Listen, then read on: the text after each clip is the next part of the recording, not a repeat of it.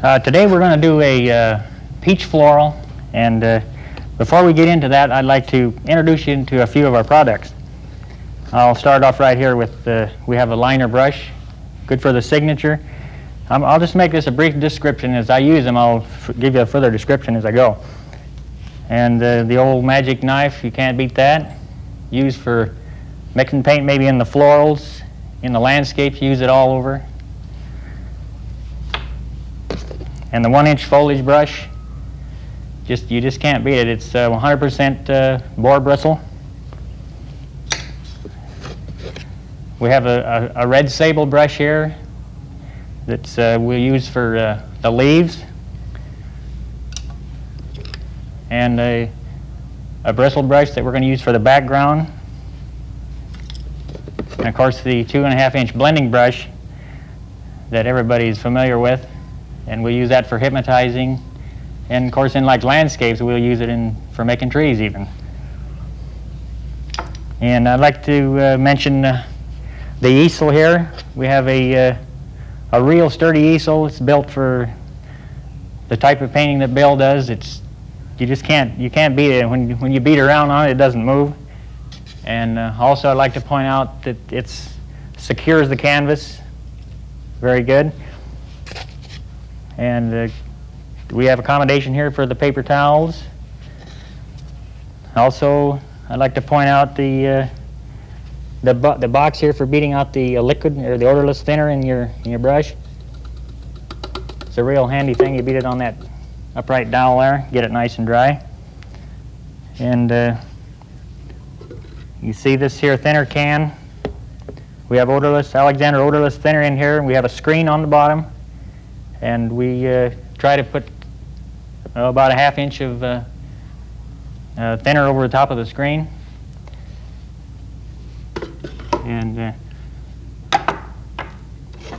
our paint is such that it's real heavy and solid and firm, and people on occasion have a problem getting it out. And so we have a tube wringer that also, I mean, you can get an extra painting or two out of this by using this equipment.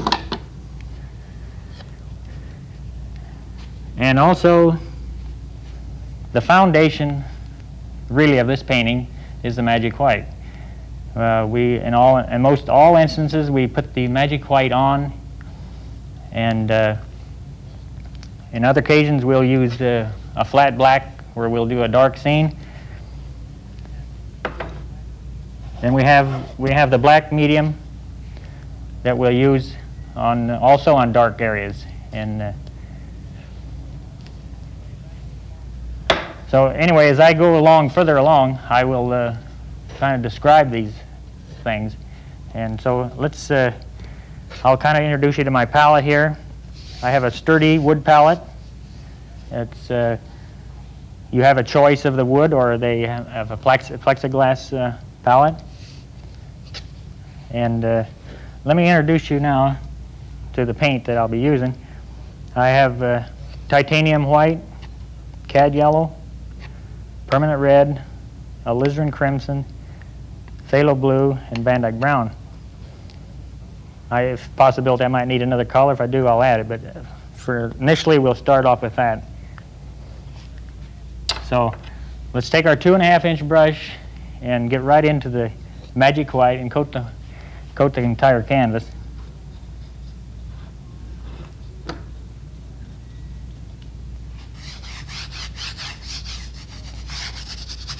In florals now, you want to make sure that you get that magic white worked well into the grain,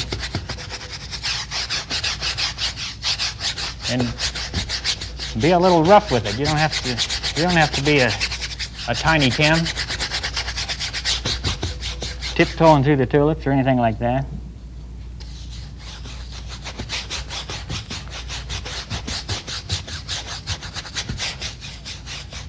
You see, this magic white is what it does, it acts like a medium. And it allows you to spread your paint and blend it.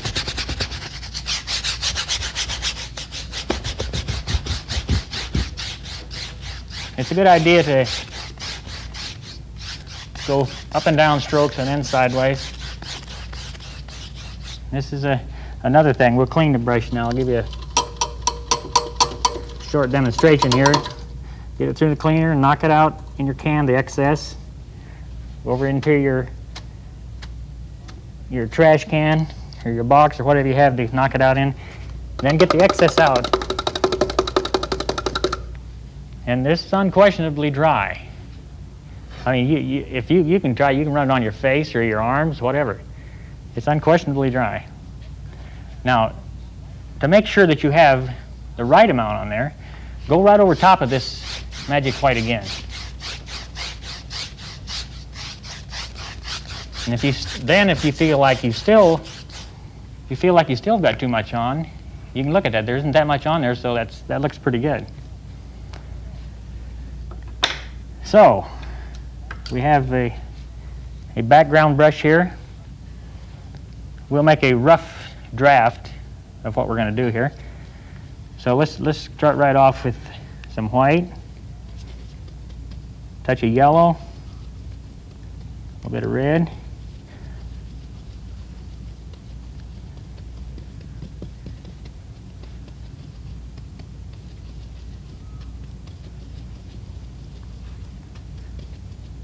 Maybe a little touch of alizarin in there. What we're going to do is this is a wet on wet technique. And in order to do that, you need thick paint. You got to put the thick paint on first, and then you got to use a softer paint to get on top of it to hold. So let's just rough a flower in here.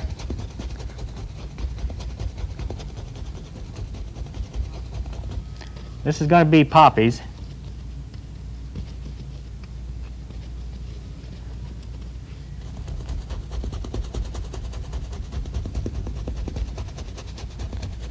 We'll have maybe a blue-gray background. I can tell you a little bit about the composition here as far as flowers are concerned. You want to, a good policy is not to put another flower directly over another one, especially if it's the same size. Also, that goes horizontally also. In other words, I wouldn't want to put a flower there. In certain occasions, you can do that if you have a smaller flower. In other words, you could put a smaller flower over here and get away with it. Especially something the same size, though, you got to watch. It's something that's kind of pleasing to your eye to get the balance right. Maybe I'll do a couple little buds. Also, I can point out another thing is the number of flowers. You could get by and do one big flower on this, that'd be fine. But you couldn't do two. It isn't right. It just doesn't balance. Or you can do like 3, 4 would be out in most cases, unless they were some real small ones. And so 3 and 5 is pleasing. After you get over 7 or something, then your eye doesn't pick it up. So I've got quite a lot of paint on here. Now what I'm going to do is go right into Van Dyke brown. I haven't cleaned the brush. And white. We'll make kind of a pleasing gray here.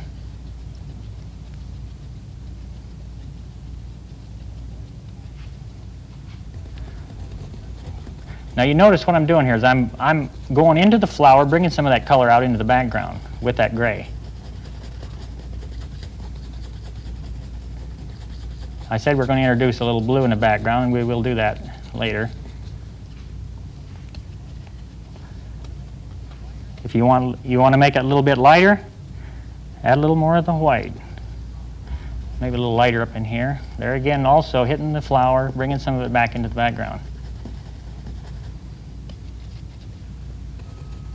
Do a little bit over here.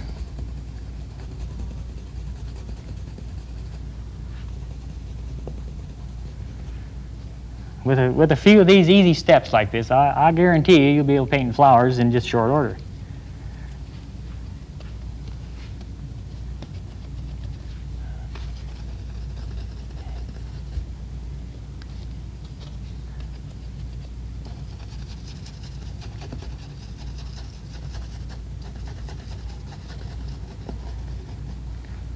This area maybe here will go a little darker. We can still use the same color, Van Dyke brown.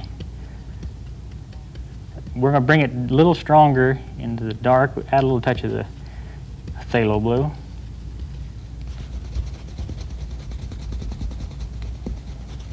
Now, there's another method. You can do this with, you can put this background on with a big brush, or you can use this brush. It's just what's your preference. In flowers, especially on a smaller floral, I like to use this brush here. We will use the big brush to hypnotize this whole thing after I get through with this background. Just bring a little touch of the blue in there.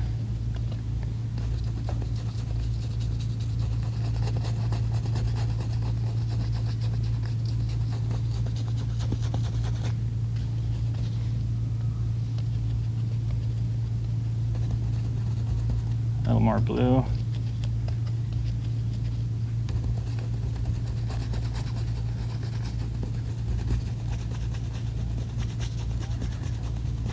For variety's sake, I'll tell you what I'm going to do. Just to show it can be done, I'll use the 1-inch brush, give you a shot at it. Go into the white. To show that you're really not limited to one thing.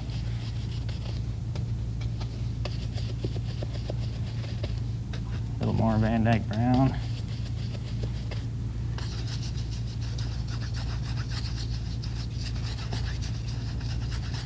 Maybe the meal's on and you want to get this thing completed for that hot lunch your wife's got made.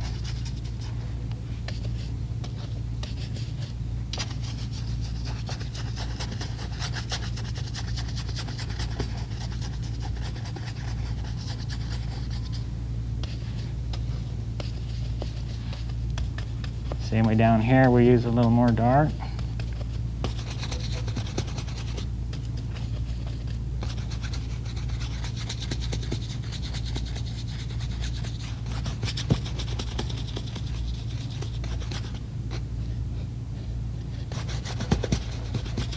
Did you notice how I pulled that hair off of there? You know, you're going to lose a hair once in a while on the brush, on the canvas, I mean. Just take that like that and just pull it in and pull it out like that. Don't fiddle around there and try getting it up and ruin your painting.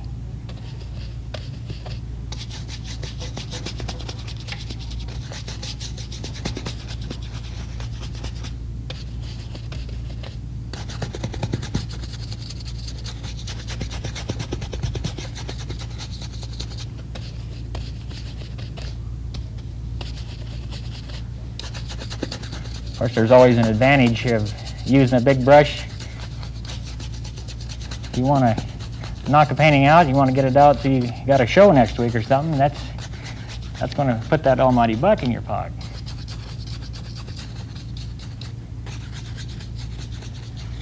Okay, I told you I was going to hypnotize that entire canvas. Now, hypnotizing, all it is just a light, breathing touch of the canvas with a figure-8 type motion. Now watch this. Maybe you can hear that. I'm just barely whisking the canvas. Softening it, blending it together. And actually what I'm doing also is pulling some of this color more out into the background.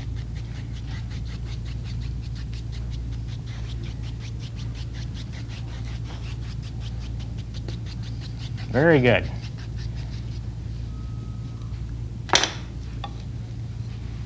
The leaf brush, the red sable, we'll do some stems and some leaves. Let's go right into the cad yellow. Touch of blue. A little touch of Van Dyke brown to gray it.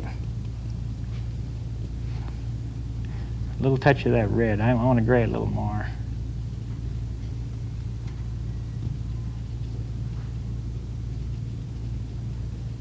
There we go. Okay, let's start right in here. If you notice now, I got the brush on edge. I might just kind of go through this a little bit here, how I loaded the brush. It's kind of a figure 8 motion. And if you notice, the brush is sharp. And it's loaded well on both sides. And it's loaded inside too. So all the bristles are held together with the amount of paint. So okay, let's go in here and do a few stems. Pull it down like that. Now you watch this. I'm gonna make this one look like it's cut off on the end. You pull it down like this and then hold it there for a second and pull off. See, it looks like somebody cut it off already. What an easy deal.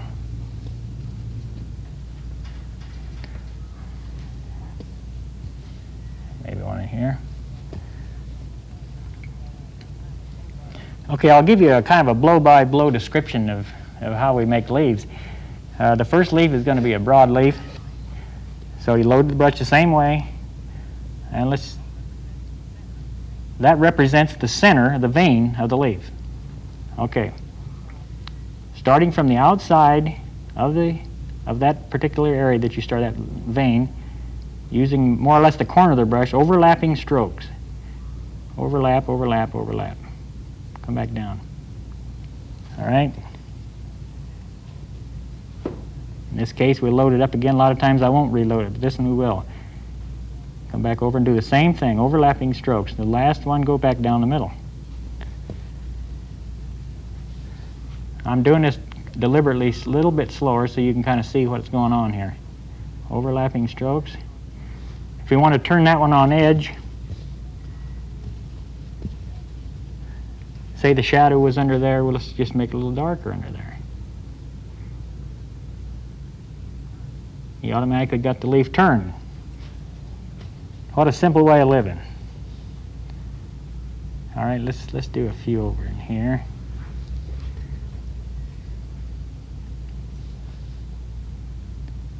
A few of these bigger leaves. We'll do a few other type of leaves as we go along.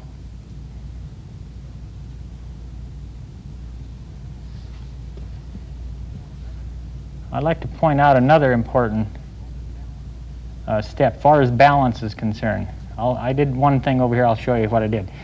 See, I got 3 leaves in this cluster. It's the same policy what I told you about before.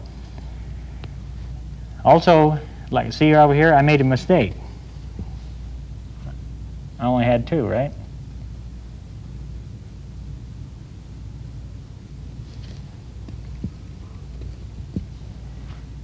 Put a few more down here.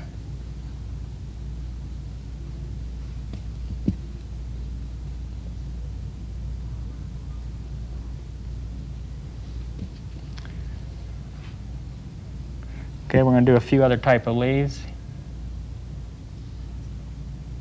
Just one stroke, one side, one the other.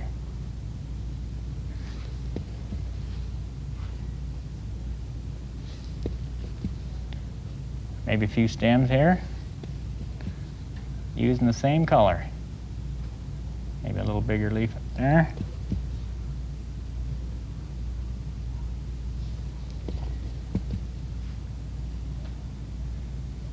Now instead of using 2 strokes, I'll use 1 stroke on the side. Again.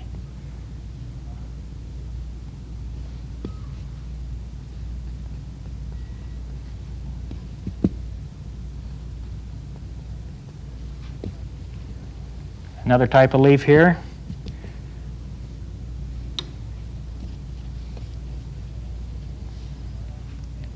Is a start out to the end, turn the brush, do a few like that.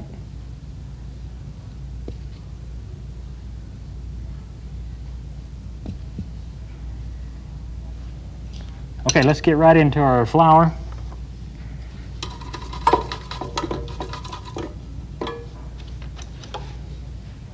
Same background color, add white to it. Maybe a little more touch of yellow.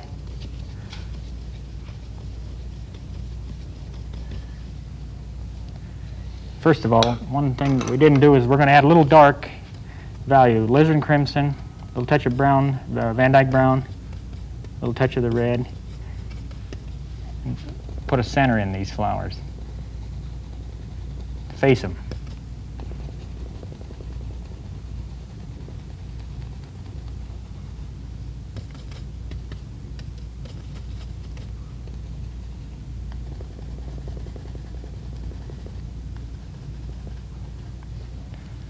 Okay, now here we go. Let's go back into our white. Poke that first stroke in there. You notice that? That's the key stroke right there. I'll do another one right here for you. On the other side. Overlapping strokes. Overlap, overlap, overlap. What you got to do is, when you put it in, as you go to the center, you release the pressure so that the color blends as it goes in. That's the advantage you have with the magic white on there. A few outside petals here.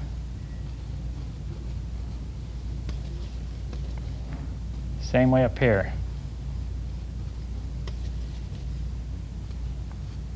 Same way over there.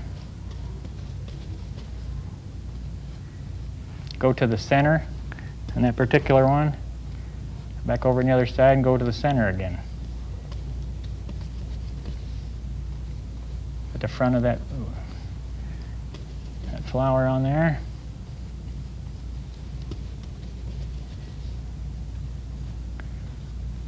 A few more on the outside.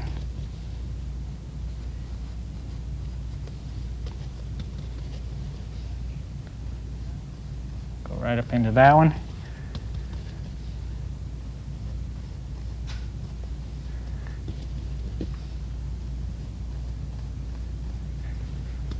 It's amazing what you can do with this technique.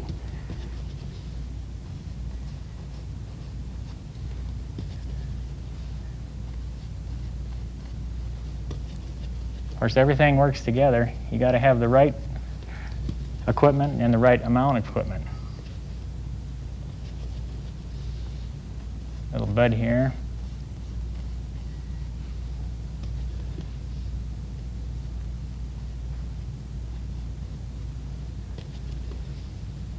Another little one. Another thing I tend to do also is, in most cases, is have the your larger floral or the flower on the bottom as you go up a little smaller. It tends to make a. Let's do some centers in there. Same color as the leaf color. Just do a half turn with your brush. Like that. Take your little liner brush, get it a little bit, get it juicy and wet.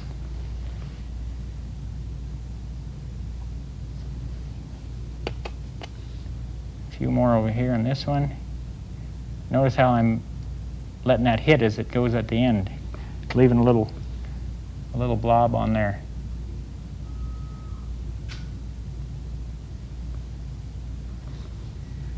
Okay, take your leaf brush, get it cleaned. A little white and a little bit of yellow. Take the corner of the brush and just tap it in like this for the pollen. Use the other side.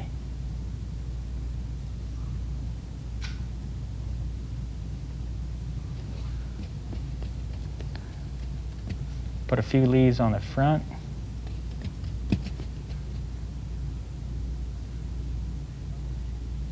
Little coverage leaves.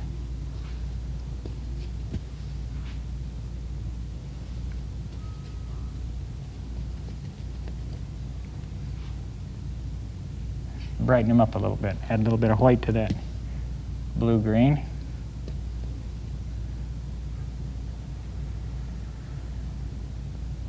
Just overlapping consecutive strokes there. Now we've introduced that color, let's pull it into a few other spots to kind of harmonize the whole painting.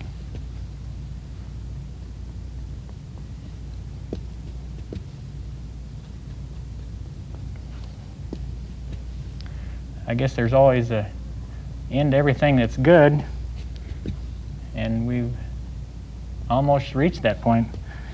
I sure hope that you'll be able to, in short order, just be able to create a masterpiece in this short of an order.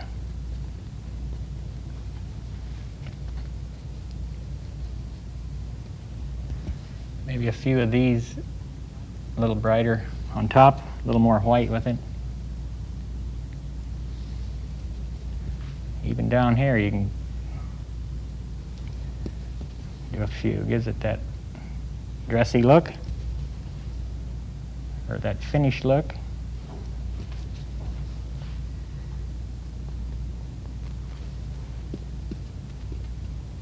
Another thing you couldn't do is you can put a few of these little curly deals on there showing that the bud is where it was.